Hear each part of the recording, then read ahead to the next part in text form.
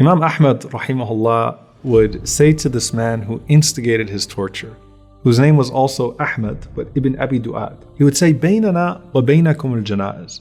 You know, the difference between us is going to show in our funerals. When Imam Ahmad rahimahullah said that, he was in prison, and Ibn Abi Du'ad was in the palaces. The rest of it is history. Imam Ahmad rahimahullah was honored by Allah with the biggest janazah ever known to the Arabs. You had millions of people pouring in from all over, and Ibn Abi Du'ad was a rotten corpse with no one to even pray janazah on him because they hated him for the harm that he had caused. We all know the story of the two janazahs that passed by the Prophet ﷺ and his companions. When the companions mentioned good things about one of them, the Prophet ﷺ said, Wajabat, wajabat, wajabat. It has become mandatory, it has become mandatory, it has become mandatory. And then when the companions mentioned the harm of the other one, the Prophet ﷺ said the exact same thing. And the companions asked, what was that? And he said, as for the one who had your good testimony, wajabat lahul jannah. Paradise has become mandatory for that person. And as for the one who had your bad testimony, hellfire has become mandatory for that person. And then he said, al-malaikatu shuhada'ullahi fis sama wa antum shuhada'ullahi fil ard. The angels are Allah's witnesses in the heavens. You, on the other hand, are Allah's witnesses on this earth.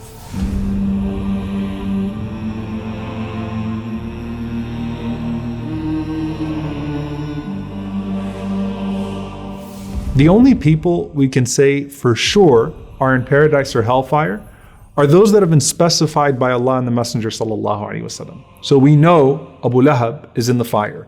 We know Abu Bakr, Umar, Uthman, and Ali, may Allah be pleased with them, are in paradise, and the list goes on.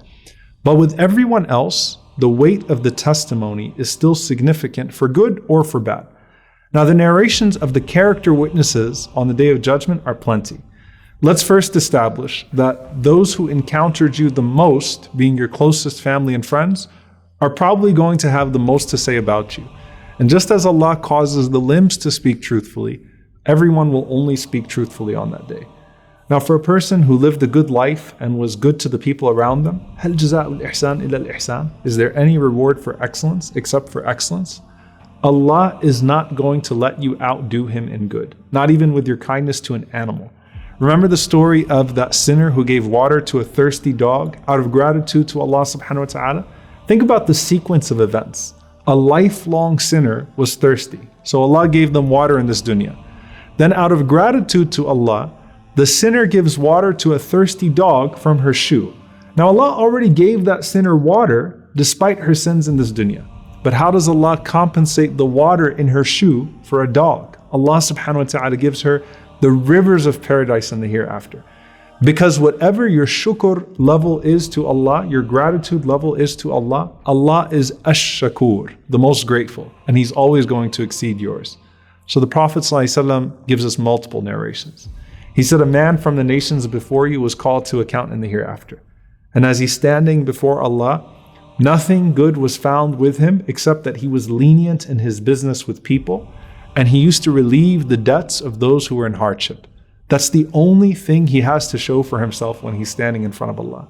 So Allah says, نَحْنُ أَحَقُّ بِذَلِكَ مِنْهُ تَجَاوَزُوا عَنْهُ. You know, we are more worthy of grace than him. Overlook his sins. In another hadith, the Prophet ﷺ said, whoever fulfills the needs of his brother, Allah will fulfill his needs. Whoever relieves a Muslim from distress, فَرَّجَ اللَّهُ عَنْهُ بِهَا كُرْبَةً مِنْ كُرَبِ يَوْمِ الْقِيَامَةِ. Allah will relieve from him distress on the day of resurrection. And whoever covers the faults of his brother, سَتَرَهُ اللَّهُ يَوْمِ الْقِيَامَةِ. Allah will cover his faults on the day of judgment. In another narration, the Prophet ﷺ said, لا يستر عبد عبدا في الدنيا إلا ستره الله يوم القيامة. No servant conceals the faults of another servant in this dunya, except that Allah will conceal his faults on the day of judgment.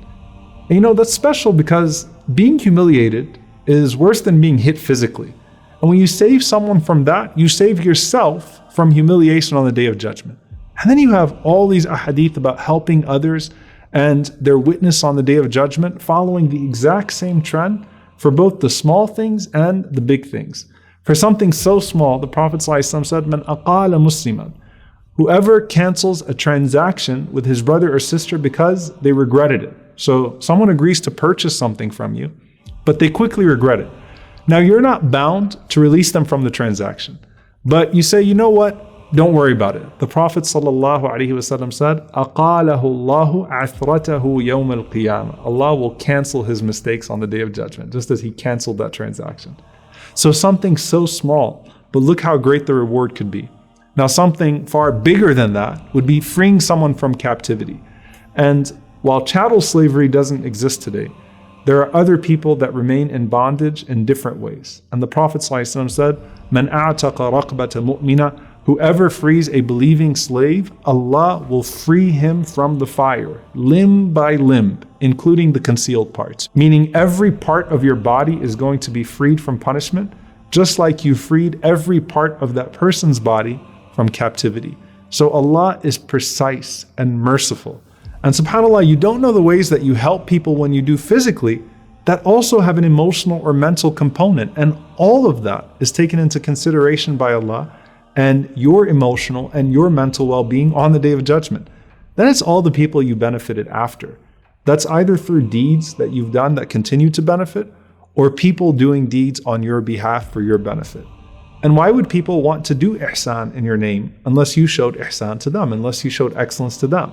So the famous hadith, when a person dies, their good deeds come to an end except for three: the sadaqah jariyah, the continuous charity, beneficial knowledge, or righteous offspring that pray for them after their death. You would have had to inspire someone or teach someone that they'd want to and be able to make dua for you, or to give charity on your behalf, or to spread knowledge on your behalf.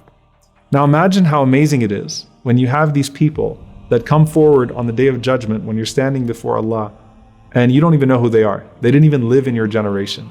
And they're testifying on your behalf because your goodness or your sadaqah reached them or built an institution that benefited them.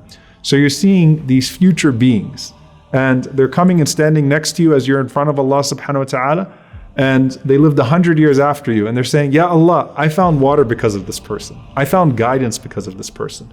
I found compassion because of this person. And just like there's no sweetness like finding a good deed in your book that you didn't know existed because someone backbited you or gossiped about you and you weren't aware, there's no sweetness like the fruit of a good deed that you did that you weren't aware of. And there it is, beautifying your record and testifying on your behalf on the Day of Judgment.